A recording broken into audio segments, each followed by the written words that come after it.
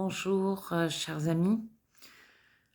Le point de la semaine sur l'Ukraine et ce qui semble important. Déjà, de nombreuses attaques sur les civils, un peu partout en Ukraine.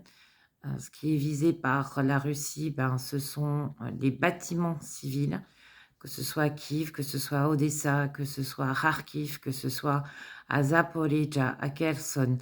L'armée ukrainienne se bat toujours à Chasiar. Donc voilà, la Russie, continue, son travail de sape au sein du territoire ukrainien.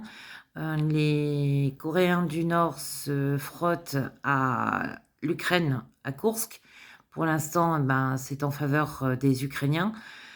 De fortes, pertes, effectivement, de vies humaines en Ukraine ces derniers mois. Je Ça a été un des plus meurtriers, ce trimestre. Que dire? Que dire? Eh ben, tout simplement que Poutine essaye de gagner le maximum, de terrain en Ukraine pour pouvoir être en position de force et il va avoir un allié, supplémentaire, à savoir, Donald Trump. Quand bien même, Donald Trump dit qu'il va continuer à soutenir l'Ukraine, il dit également qu'il veut faire la paix dans le monde et notamment, en Ukraine, et ce qui signifie pour l'Ukraine, de facto, de, lâcher les territoires conquis par la Russie. Or, ceci est inadmissible puisque cela va à l'encontre du droit international et des règles de la reconnaissance d'un territoire, notamment celui d'Ukraine, qui a été posé en 1991.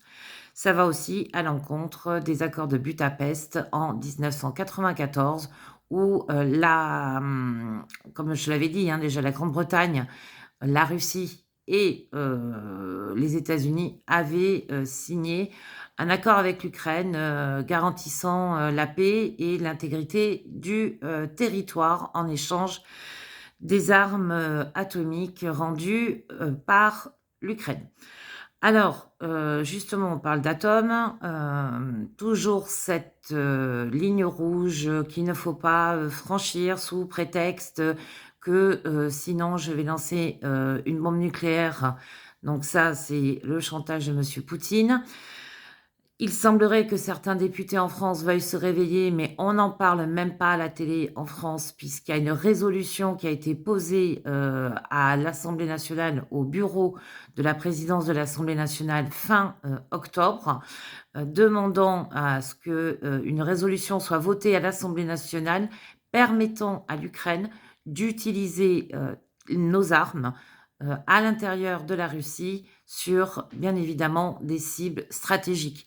Et c'est une, résolution qui a été, créée par, plusieurs députés et qui est transpartisane. Donc pour une fois, c'est ni droite, ni gauche, ni Front national, ni quoi que ce soit, c'est transpartisan. Donc ça devrait être discuté à l'Assemblée nationale le plus rapidement possible, tout simplement parce que la Russie est toujours dans l'attaque et en plus, elle a ses supplétifs maintenant de la République de, Corée. Donc là, ça devient urgent. Là aussi, je comprends le désarroi du président Zelensky de voir que, l'OTAN et l'Union européenne ne bougent pas plus, alors que maintenant, l'Ukraine se bat contre 2 pays, la Russie et la République démocratique, et populaire, nord-coréenne. Donc là, ça devient urgent que nous nous bougions, ça devient urgent aussi que l'Europe prenne son destin en main, que ce soit sur le plan de la défense, sur le plan économique. Nous sommes un territoire où il y a plus de 450 millions d'habitants. Nous comptons quand même au niveau international, ne serait-ce que par notre population. Il faut que l'Europe se réveille parce que sinon nous allons devenir un nain au niveau international et en devenant un nain au niveau international, notre voix ne portera pas. Il est urgent que nos politiques, nos gouvernements se bougent, que l'OTAN, que l'Union européenne se bougent. Et quand je dis se bouge, c'est armer l'Ukraine pour que l'Ukraine gagne la guerre. Et j'insiste bien, gagne la guerre. Ça devient infernal de devoir tous les jours répéter la même chose, de voir tous les jours les mêmes constats.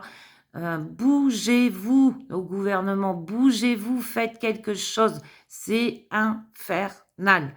Donc là, vraiment, ça devient urgent parce que nous avons Trump qui va arriver au pouvoir fin janvier 2025.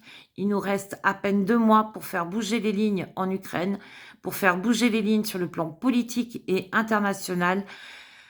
Slava Ukraini, Heroyam Slava.